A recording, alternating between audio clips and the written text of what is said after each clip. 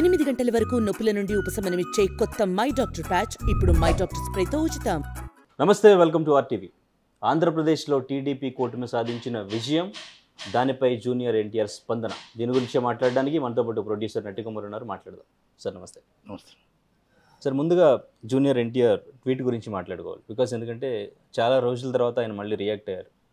Even కొంతమంది పాజిటివ్గా మాట్లాడుతున్నా, చాలామంది నెగిటివ్గా మాట్లాడుతున్నారు ఆ ట్వీట్ గురించి. అరెస్ట్ చేసినప్పుడు స్పందించలేదు, ఇన్ని రోజులుగా ఏం మాట్లాడలేదు, ఇప్పుడు అంత ఆప్యాయంగా మావయ్య, అత్తయ్య, బాబాయ్ అని ఎలా గుర్తొచ్చారు అనేది చాలామంది నెగిటివ్ కామెంట్స్. ఏమంటారు మీరు? అంటే ఒకటండి, మంచి పరిణామం. ఆయన ఏమైనా మావయ్య, అత్తయ్య, మన సాటి హీరో, మన మన మన ఇండస్ట్రీ హీరో, ఒక అధ్యక్షుడు మనకి బంపర్ మెజార్టీతో వచ్చారు. మీ కుటుంబంకి, మీ సొంత, మీ భార్య మిసెస్ మేనమామ, మీకు సొంత మామయ్య కనుక మీ అత్తగారు, వాళ్ళకి మీరు శుభాకాంక్షలు తెలపడం తప్పలేదు. తెలపాలి. మీ కుటుంబం బాగుండాలి, అందరూ బాగుండాలని కోరుకునే వ్యక్తులు అందరూ ఉంటాం. మీరు అందరూ కలిసి ఉండాలని కోరుకుంటాం. మీ తాతగారి పార్టీ, ఆ పార్టీలో చంద్రబాబు నాయుడు గారు భుజాల కష్టం మీద ఆయన నడిపిస్తున్నాడు. లోకేష్ బాబు దాని మీద కష్టపడుతున్నాడు. కానీ ఆ 52 రోజులు ఆయన అరెస్ట్ చేసే తప్పు, ఆయన పడే బాధ, మీ అత్తగారు పడే బాధ, వేదన, కష్టం ఎవరి ప్రపంచంలో ఎవరికి రాదు ఈ నరకం. అలా ఆయన భర్త జైల్లో ఉంటే, భార్య జైలు ఎదురుగుంటే, ఎవరో కానీ ఒక కార్వెన్లో ఉండి నా భర్త రాందే నేను రాను అంటే, ఒక కొడుకు, ఒక్కనొక్క కొడుకు, ఎవరు సపోర్ట్ లేక, ఇటు లా చూసుకోవాలా, ఇటు లాయర్లు తండ్రిని కాపాడుకోవడానికి తండ్రిని చూసుకోవాలా, అటు జనాలను చూసుకోవాలా, పార్టీని చూసుకోవాలా, కార్యకర్తలను అరెస్ట్ చేస్తూ లోన్ తీసుకెళ్ళి బేబస్సమైన కక్ష సాధింపు చేస్తుంటే జగన్మోహన్ రెడ్డి గారి గవర్నమెంట్ అక్కడ చూసుకోవాలా. ఎంత తల్లడిల్లిపోయాడో, ఎంత కష్టపడిపోయాడో, ఎన్నిసార్లు కన్నీరు పెట్టాడు, ఎంత బాధపడ్డాడు లోకేష్ గారు ఆ పార్టీ నిలబెట్టుకోవడం కోసం, పార్టీని కాపాడుకోవడం కోసం ఎంత బాధపడ్డాడు. ఆ రోజు మీరు ఒక్క ఫీట్ చేసిండి, అది కాదు నేను మీకు ఉన్నాను అండగానే, మా కుటుంబం నుంచి మేము ఉన్నాము అని ఒక అండగా బాలయ్య బాబు వచ్చాడు, బాలయ్య బాబు తిరిగాడు, బాలయ్య బాబు మొత్తం కుటుంబం అంతా వచ్చింది. నందమూరి కుటుంబంతో పాటు మీరు కూడా వచ్చి ఉంటే కొండంత అండగా మీరు నెత్తి మీద ఈరోజు మిమ్మల్ని పెట్టుకునేవారు కదా. ఆ రోజు మీరు ఫీట్ చేసి ఉంటే, ఆ రోజు మీరు మాట్లాడి ఉంటే కళ్యాణ్ రామ్ గారు కానీ మీరు కానీ ఎంతో ఆనందంగా ఉండేది కదా. ఆ కష్టాల్లో మీరు ఎవరు రాలేదు, ఈ సినిమా వాళ్ళు కూడా ఎవరు రాలేదు. ఈ సినిమా వాళ్ళు జగన్మోహన్ రెడ్డికి భయపడ్డారు, మీరు దేనికి భయపడ్డారో మాకైతే తెలియదు. కానీ సినిమా వాళ్ళందరూ జగన్మోహన్ రెడ్డి ఏదో చేసేస్తాడు, సినిమా టికెట్ రేట్లు ఇవ్వడేమో, మనల్ని ఏదో చేసేస్తాడు, సురేష్ బాబు అయితే మా స్టూడియో లాగేసుకుంటాడు, మా సినిమా వాళ్ళకి సంబంధం లేదు, ఆయన మాకేం సంబంధం చంద్రబాబు నాయుడు గారు అని మాట్లాడడం కూడా సురేష్ బాబు గారిది ఇంకా గుర్తుంది మాకు. వారు సురేష్ బాబు, చంద్రబాబు నాయుడు గారు మాకేం సంబంధం, మేమెందుకు సినిమా వాళ్ళు ఎందుకు స్పందించాలి అని అడిగాడు ఆయన. స్పందించమని ఆయన అడగలే.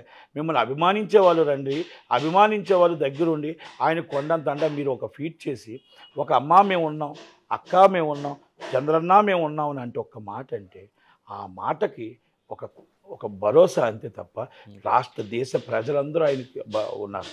ఓకే. కానీ అంటే అటువంటి కష్టకాలంలో ఎటువంటి సపోర్టు చేయకుండా ఇప్పుడు విజయం సాధించిన తర్వాత ట్వీట్ వేయడానికి, అంటే ఇప్పుడు విజయం సాధించకపోతే ఈ ట్వీట్ కూడా ఉండేది కాదు అని చాలామంది అంటున్న పరిస్థితి. సో ఇప్పుడు విజయం సాధించిన తర్వాత ఎన్ని రోజులు సైలెంట్గా ఉండి మాట్లాడడానికి, ఇంతకుముందు విభేదాలు ఉన్నాయని మాట్లాడుకున్నారు, ఏదో ఫ్లెక్స్ వారు అదొకటి మాట్లాడుకున్నారు. బట్ ఇప్పుడు ఏంటంటారు రీజన్? ఏదైనా ఒకటే అంటున్నాను.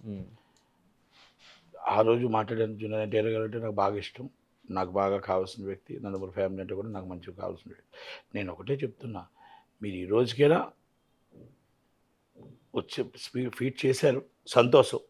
పవన్ కళ్యాణ్ గారి కోసం, మీ మామయ్య గారి కోసం, రాష్ట్రం కోసం చేశారు, సంతోషం. మేము అదనట్లు ఆ రోజు మీరు చేసి ఉంటే బాగుండేమో, ఆ ఒక అండగా ఉండుంటే బాగుండేమో. ఆ అత్త ఒక నడి రోడ్డు మీద 52 రోజులు నించుంటే ఆ అత్తను చూసి కన్నీళ్ళు వచ్చాయి ప్రజలకి, రాష్ట్ర ప్రజలకు కన్నీళ్ళు ఆగలేదే. ఆ రోజు మీరు వచ్చి అత్త నేనున్నాను అనేసి మీ భార్యాభర్త ఇద్దరు వచ్చి ఉంటే ఆ రోజు బాధను ఆ బాధని సంతోషపడేవారేమో. ఎందుకంటే మేము ఉన్నారు, నా కుటుంబాలు అన్నీ వచ్చాయని ఆదించరేమో. ఎందుకంటే నా కుటుంబం రాలేదని నాకు బాధ ఉంటుంది కదా, నా కుటుంబాలు రాలేదని బాధ ఉంటుంది కదా. అలా ఆ బాధ దిగుమింగుకొని పాపం ఆమె 52 రోజులు ఆమె కష్టాన్ని దేశ ప్రజలు గుర్తించారు. దేశంలో ప్రతి అక్క గుర్తించింది, ప్రతి అమ్మ గుర్తించింది.